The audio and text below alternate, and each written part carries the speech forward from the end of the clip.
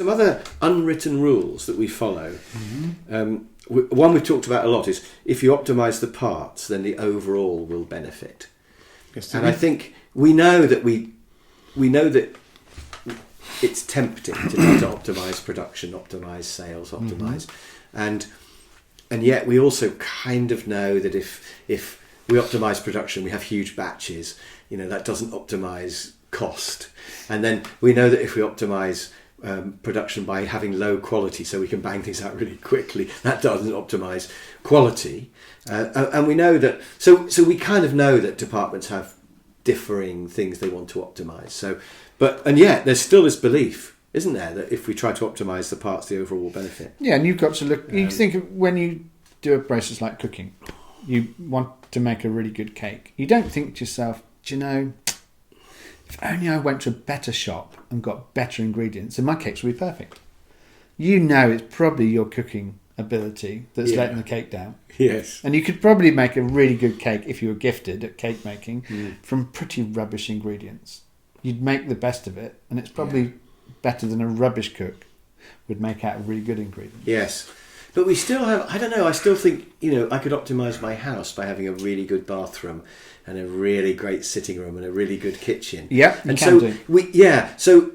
built into our thinking is, if I break it down and optimise each part, if I do weight training and make my legs really strong and my arms really strong and my abs, I'll have the perfect body. Or, I think everything we do break down into bits, but in an organisation, it's not true. And that's the thing I disagree with. Andrew's wired. Because I don't see it like that at all. I just see it as it causes me quite a lot of stress. Yeah. I said, well, don't do that because it falls out of balance. When you look at a nicely designed car, I'm going to use the example of a Jaguar E-Type or a Ferrari 250 GTO, you see something that's beautiful and in balance. And it hasn't got a beautiful bathroom in it, and you go down the sitting room. But it's got an optimised engine, it's got an optimised body shape, it's got the chassis being optimised, and then they put them all in. But it's not. But that's not true. I doubt very much if the engine's the best engine in the world, and I very much doubt the chassis is the best and the seats chassis are in really the world. Comfortable. I bet you the seats are really uncomfortable. Yeah. So I bet you the whole system is a compromise. And there's actually no one component that's the best in the world. So could I add that probably in the case of the E-Type Jag, you had a load of people designing different parts. So they were doing that sort of in parallel. And it might have been luck. And all the other crap cars have got forgotten, but that one somehow by luck they just happened to nail it because they did nail it. But it's not. Yeah. If you dig under the surface of the E-Type, it's not a terribly good car. No, but I bet they had one designer for the overall shape of it. Yeah, they didn't have a bonnet designer and a roof designer and a boot designer.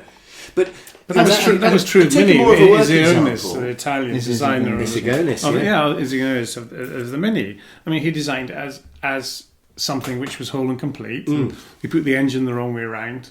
Yeah, it was a really small, engine, really compact. Had to change the suspension to make it smaller. And all of these compromises, and yet you couldn't say one thing was brilliant. It wasn't the best engine in the world. But if you take, say, a training video that I would make, I try to optimise the sound, the filming, the writing, the actual contents, and the performance of it, and I've looked at each of those parts and tried to do each of them as well as I can because that adds up to the whole.